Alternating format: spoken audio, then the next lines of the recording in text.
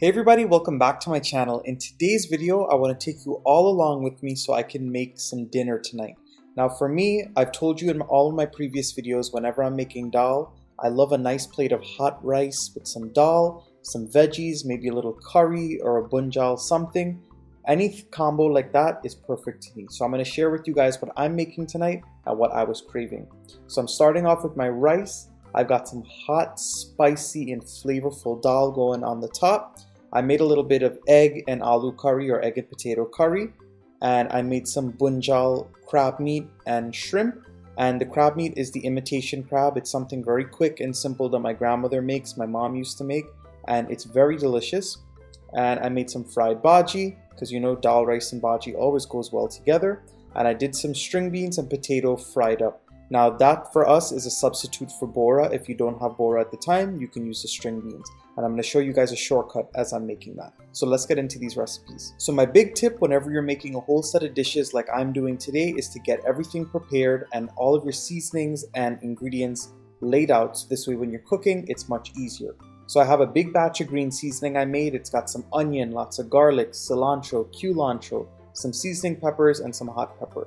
I have my red onion chopped up, I have scallions chopped up, hot pepper chopped up, I have some tomatoes that I've cut in half for my curry. I also have some shrimp that I've gone ahead and seasoned up. These are some nice jumbo shrimp. And this is the crab that I'm using for the bunjal crab and shrimp. It's just regular imitation crab chunks from the grocery store. I also have my potatoes for my egg and potato curry. I have some more potatoes cut up for the string beans. And these string beans are the French cut ones.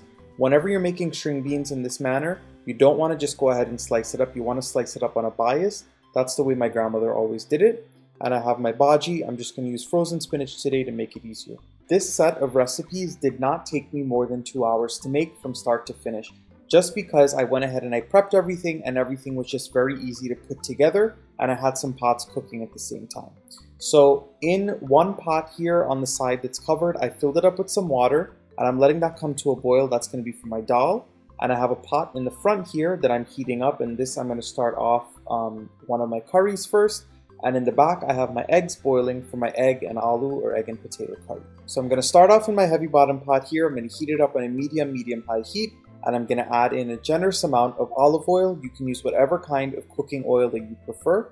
And we're making the string beans here first because it's one of the quicker ones. So into that hot oil, I'm going to go ahead and add in some chopped onions. I only had red onions in the house today, so I'm using that. If you have white onions, feel free to use that too. And I'm just going to fry that up until it gets a little bit translucent and cooked down. And at this point, I'm going to take a generous spoonful of my green seasoning and I'm going to add it into the pot as well. And I'm also going to go in with some chopped up hot pepper. I'm making all of these dishes nice and spicy today, so I'm using a good amount of pepper. I'm going to fry up all of those ingredients for about 2 minutes until everything's cooked down a bit. So while we're waiting for those ingredients to fry up and marry together for those string beans, I'm going to start making my dal. So in my heavy bottom pot filled with water, I went ahead and I let that come to a boil, and now we're going to start to season it. So I'm going to add in a little bit of my green seasoning. Now a lot of people don't use green seasoning when they're making dal. However, I love adding it in because it has the same garlic, just some added seasonings that we would normally put into dal. And I'm also going to be going in with some chopped scallions, just because I like to see the scallions floating around and I like the flavor it gives. I'm going to go ahead and add in a little bit of turmeric, also known as dhal to Guyanese people. I'm also going to be going in with a little bit of that chopped hot pepper that I had. And at this point, I'm going to be adding in my dal. This is just some yellow split peas that I went ahead and I washed very well until the water ran clear. And I'm going to put this in and I'm just going to let it start to boil. And as soon as you add that dal in, you want to season it up very well with some salt. And if you want to add in some adobo or some all-purpose seasoning, feel free to do that as well. I find that when you do not season the dal enough with enough salt in the beginning, the dal takes a very long time to boil. So make sure you add in enough salt in the beginning. And I also add in just a little drizzle of oil, and the oil is actually going to help the dal not to boil over as it's cooking. Give it a stir and let this boil down low and slow until all of those dal grains melt. So my ingredients for the string beans are frying up very well. They've gotten a nice little golden brown color on the sides. Now at this point, I'm going to add in some chopped tomatoes. Whenever I'm making bora, string beans, okra, anything like that, I always add in a little bit of tomato because it adds a nice little freshness. And right on top, I'm going to add in my string beans. So like I was telling you all, Whenever my grandmother makes this recipe, if we don't have bora, she slices up the string beans on an angle just to make them thinner and allow them to soak up the flavor better. And so I went to my local grocery store and I saw they had these French cut green beans, and they're basically just green beans cut on the diagonal. And just to save some time, I bought it and I wanted to try it out. So that's what I'm frying up today. I added in 2 packs of that, and I'm gonna let this fry down until the frost is gone and until any of the water releases from the string beans and cooks down a bit. I wanna sprinkle on a couple of green onions on top of my string beans, and I'm also gonna start to season these up very well. So I'm going to add in a little bit of my adobo or my all-purpose seasoning of choice. I'm also going to go ahead and season with a little bit of salt. And I'm going to be adding in some garlic powder as well as a little bit of black pepper. Now, whenever you're seasoning up any of these veggies, any of these dishes, you can do it as per your own preferences and your own taste. And this is just what I like to put in, but I know everybody likes to do things a little bit differently. Another great thing in this recipe is if you had a little bit of tomato paste just to add some more color, you can add that in as well. So my green beans have fried up for about 4 minutes here, and you can see that they've started to wilt a little bit and any of the moisture that was on them has evaporated a little. At this point, I'm going to add in my thinly sliced potatoes. I don't like to add in the potatoes from the very beginning, only because I find that they tend to fall apart by the time it's done cooking. So I like to add them in once the water reduces a bit, and I'm just going to keep on frying these up on a medium heat until the potatoes are fully cooked and until I get the desired texture of the green beans that I want. So while I'm waiting for those green beans to finish frying up and the potatoes to get soft, I'm going to start to mix the curry paste for my bunjal crab and shrimp. So in this bowl, I have some homemade masala, some curry powder, hot pepper, my green seasoning with lots of garlic inside, and I also have some roasted ground cumin or jeera. I'm adding in some water on top, and I'm going to mix this up very well until it all comes together. Now, a lot of you guys always ask me what's my favorite brand of curry powder, what's my favorite kind of masala to use. Now, my curry powder of choice is always Lala's curry powder, but of course, you guys know I love the Mewa brand curry powder as well. It has a nice flavor. And also for my masala, it's always homemade. I'm always using my grandmother's homemade masala just because that is what we like to use in our house. So this is the halfway point of the green beans. As you all can see, it's starting to catch at the bottom a little bit. That's exactly what we want. We want to start developing those flavors, get a little bit golden brown color on it, and the potatoes are about halfway done at this point. So I'm going to leave it on a medium-low heat and just keep on letting it fry down low and slow until the potatoes are cooked. So my eggs are done boiling at this point. I went ahead and I took them to the sink and I started peeling them already. And I reconfigured everything on the stove a bit. I put the dhal in the back, being that it's going to cook low and slow. I added my string beans on the side there just so they can finish up cooking. And on the main stove, I'm going to go ahead and do my bunjal crab and shrimp. So into another heavy bottom pan, I went ahead and I added in some oil. And then once the oil came up to temperature and got nice and hot, I am adding in my shrimp. Now this is about 2 pounds of extra large shrimp. You can use whatever kind of shrimp that you want. You can even use the fine Guyana shrimp for this. It's very delicious when you're making bunjal shrimp. And all I did was I washed them and I seasoned them slightly with that same green seasoning that I had earlier. Now the point of this process here is you want to go ahead and burn out any of the rank water that is in the shrimp. So I just like to put it in a high temperature pan and let it cook just a little bit, just to burn up the shrimp on the outside and give it a golden brown color a bit. And once your heat is high enough, it'll only take about 1.5 minutes. And once you see that the shrimp are sealed on the outside and the water is reduced, you're going to remove them all from the heat into a bowl, and you're just going to leave it to the side until you're ready for them later. So into that same pan where we started developing all those delicious flavors after we fried up the shrimp, I'm going to go ahead and add in my curry paste at this point. It has enough oil for me. If you wanted to put more oil, feel free to do that as well. And just like I tell you all whenever I'm making any kind of curry, you have to make sure that curry catches just a little bit or starts to stick a little bit at the bottom of the pot. So this way you know it's cooked down and the curry taste and the raw taste will be left from the mixture. Once I add it into the pot and it dries up a bit, I always like to go in with a little bit of water just to bring up anything from the bottom of the pot. And this way, by the time the water's done cooking out, I know for a fact that curry paste has cooked properly and low and slow. And while the curry paste is cooking, I'm going to go ahead and season it up with a little bit of salt. I always love doing this when making curry, so this way I can start to build up those flavors and give it a nice taste from the beginning. So it's been about 6 minutes at this point, and as you all can see, the curry mixture has dried up very well, and you can see the oil start to release back from the masala. That is how you know the curry paste is perfectly done cooking. At this point, I'm going to go ahead and toss in some chopped onions. I'm going to go in with the rest of those chopped tomatoes. If you had some green mango sliced up, you can also add it in here. And I'm going to add in some scallions as well. I'm going to go ahead and stir this up now and let those ingredients cook down for about 1 to 2 minutes. Once you see that the tomatoes and onions soften up just a little bit, you're going to go straight in with your crab meat. Now, like I mentioned before, this is the imitation crab meat that comes in chunks at your grocery store. I do not like using the strings of the crab meat because they tend to be too stringy. I like to go ahead and use these chunked pieces. Now, I know a lot of you guys are going to probably think this is a little bit of a weird combination, and it is different, but trust me, it is so delicious. This is something that my family makes every once in a while, and it is really delicious, so do not knock it until you try it.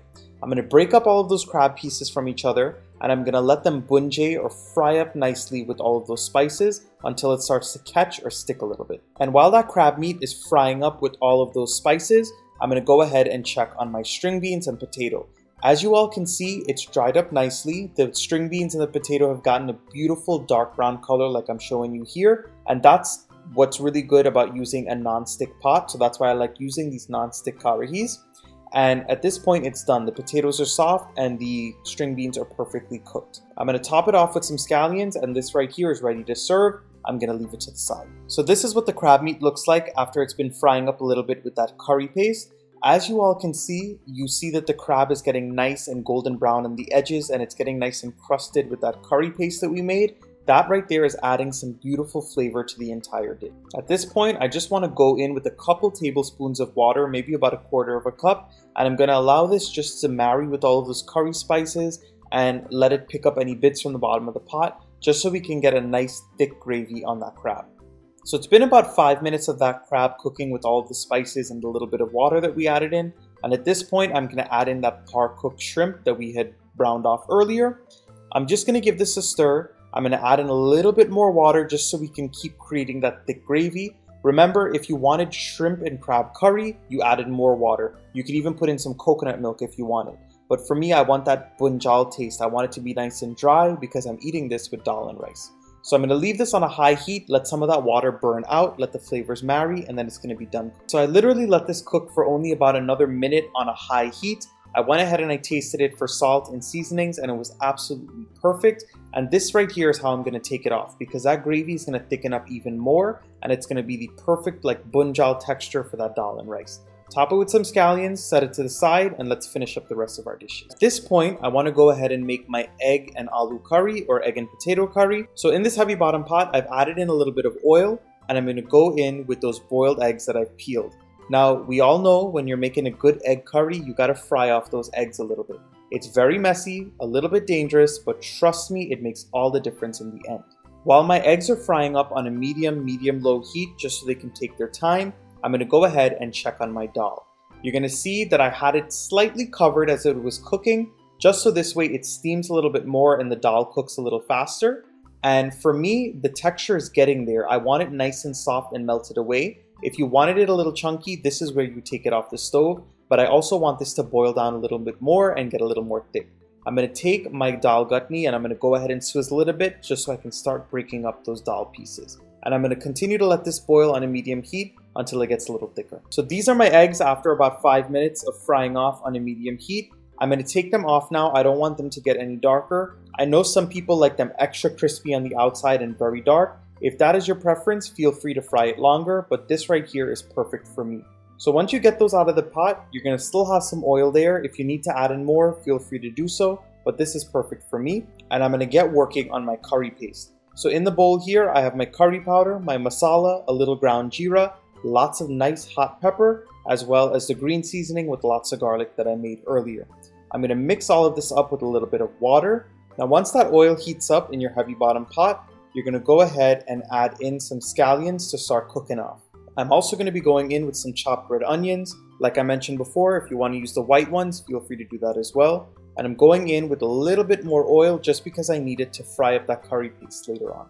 Once the onions and the scallions get a little bit golden brown on the edges, I'm going to go ahead and add in my curry paste, and I'm going to let this fry down until it's nice and dry and the oil releases back from the spice mixture. Once that curry paste fries up for about 2 minutes and dries up a little bit, I'm going to go ahead and add in a little bit of water just to loosen it back up again and allow it to cook down low and slow so I know all of the rawness is cooked out from all of the spices. So my dal thickened up nicely and I swizzled it one more time and all of the grains were perfectly melted. So I put a little pot here on the side so I can chunke my dal. But before I do that, I want to go ahead and finish seasoning my curry paste here.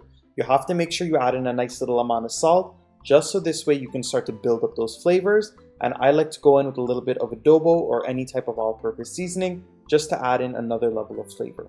I'm going to leave that to the side, let it cook down. And over here in my little pot, I'm going to go ahead and add in some oil so I can start to chunke my dal. Once that oil for the chunke mixture heats up, you're going to go ahead and add in your whole jeera or your cumin seeds.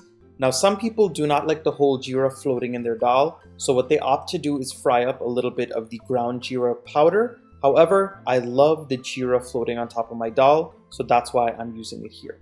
What I want to let this do is I want to let it get a little bit dark and golden brown in color before I add in the garlic, because the garlic is going to cook much quicker than the jeera. Once that jeera gets a little bit of color, I'm going to go ahead and add in my sliced garlic. Now if you wanted to chop up the garlic very finely or slice it, you can do either or, it does not matter. And if you also had some finely chopped onions here, you can add that in as well. It's just up to you and your preferences. I'm going to toss this up until the garlic is nice and golden brown, just like this. And once it gets this nice golden dark brown color, I'm going to add it on top of my dal and mix it up and close it right away. So now that my dal is done, I'm going to go back to that curry paste that I have making for the aloo and egg curry. So this curry paste has cooked for a good 5 to 6 minutes. It's fried up very well. And at this point, I'm going to go ahead and add in my aloo or my potato. Now, if you want the full list of ingredients and measurements, I'll try to have everything listed in the description box right below this video. But just a little bit of a disclaimer, I was cooking on a whim here today. I was cooking by hand and I was just averaging and adding stuff in, but I will try my best to give you guys those measurements down below.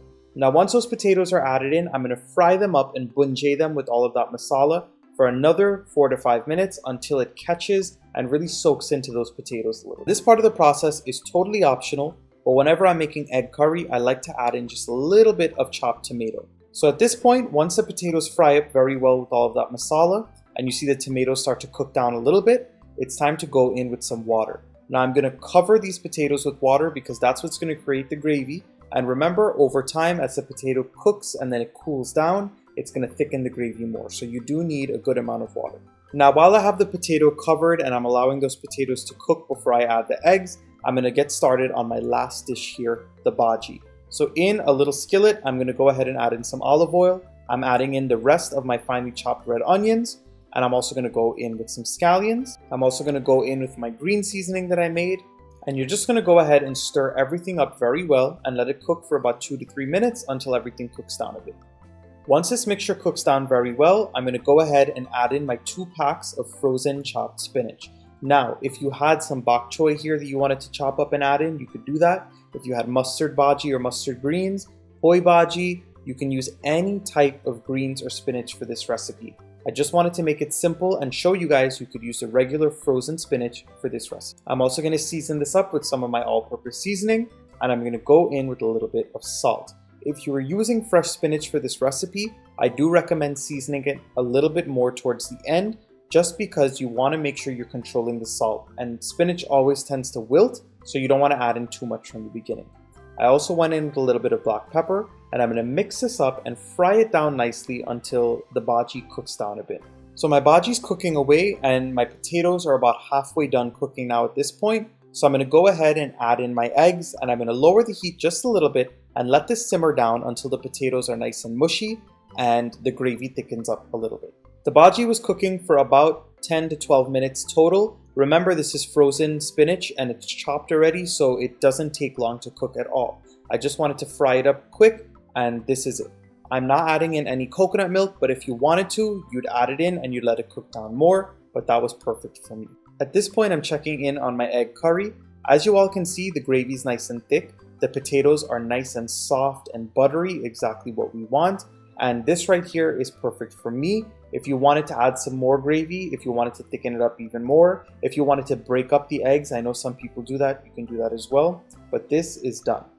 I'm going to top it off with some scallions, and I'm going to get ready to serve my dishes. Alright everyone, look at this. This is the finished lineup. So I steamed some jasmine rice off on the side, and at this point I'm going to top it off with that dal. Now I like to flood my plate with dal, so when we were done with this video, I flooded the plate even more with extra dal. And once you get that on top of your rice, you're gonna add in your little egg and your aloo curry. You can also go in with your bunjal crab and that shrimp. That right there was absolutely delicious with this dal and rice. It was super spicy. It was nice and dry with those spices clinging to the crab and the shrimp. It was absolutely perfect and exactly what I was craving today. And of course, I went in with my string beans and my potato and a little bit of my bhaji as well. This right here was a meal created in heaven. For all of you people out there that love a nice plate of dal and rice with a little bit of bunjal something on the side and some veggies, this meal is for you. So I hope you all give it a try. Thank you for coming into my kitchen and cooking with me today. I hope to see you all again in another one of my videos, and I hope to be making more of these videos very soon. Please like, share, subscribe, and drop your comments down below. Let me know what your favorite recipe out of today's lineup is, or what your favorite thing to eat with dal is. I'll see you all again very soon. Bye everyone.